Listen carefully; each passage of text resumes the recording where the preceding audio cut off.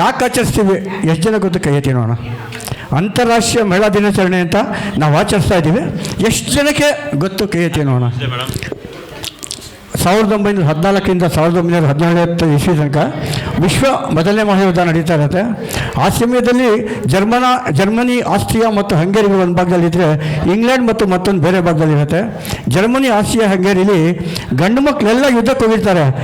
ಹೆಣ್ಣು ಮಕ್ಕಳು ಅಡುಗೆಯಿಂದ ಹಿಡ್ಕೊಂಡು ಎಲ್ಲದನ್ನು ಮಾಡ್ತಾ ಇರ್ತಾರೆ. 1917ರಲ್ಲಿ ಯುದ್ಧ ನಿಲ್ಲುತ್ತೆ.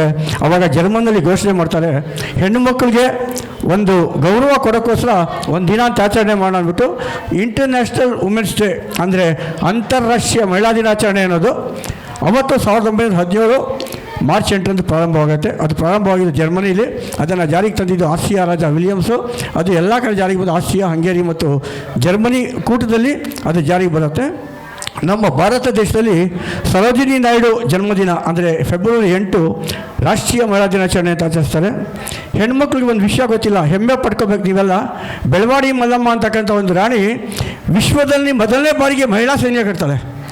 ಆ ಮಹಿಳಾ ಸೈನ್ಯ ಮರಾಠಿ ದಾಳಿಕೋರ ಶಿವಾಜಿನ ಸೋಲಿಸಿ ಕ್ಷಮಿಸಿ ಕಲಿಸುತ್ತೆ. ಇದು ನಮ್ಮ ಮಹಿಳೆಯರ ಇತಿಹಾಸ. ಯಾಕೆಂದರೆ ಮಹಿಳಾ ದಿನಾಚರಣೆ ಆಚರಣೆ ಮಾಡಿದ ತಕ್ಷಣ ತಾಯಿ ತಂಗಿ ಇರೋದಲ್ಲ, ಮಹಿಳೆಯಲ್ಲಿ ಒಬ್ಬರು ರಾಜ ಇದ್ದಾಳೆ, ಒಬ್ಬರು ರಾಣಿ ಇದ್ದಾಳೆ, ಒಬ್ಬ ಹೋರಾಟಗಾರ್ತಿ ಇದ್ದಾಳೆ ಮಹಿಳೆಯಲ್ಲಿ ಅಂತ ನಾವು ಯೋಚನೆ ಮಾಡಬೇಕು ಅಂದಾಗ ಕಿತ್ತೂರು ರಾಣಿ ಚೆನ್ನಮ್ಮ, ಬೆಳವಾಡಿ ಮಲ್ಲಮ್ಮ, ರಾಣಿ ಹೊನ್ನಮ್ಮ, ಶಿವಾಜಿ ಮೊಮ್ಮಗ ರಾಜಾರಾಮನ ಔರಂಗಜೇಬ ಅರೆಸ್ಟ್ ಮಾಡಿದಾಗ ಬಿಡಿಸಿದ್ದು ರಾಣಿ ಹೊನ್ನಮ್ಮ ರೀ.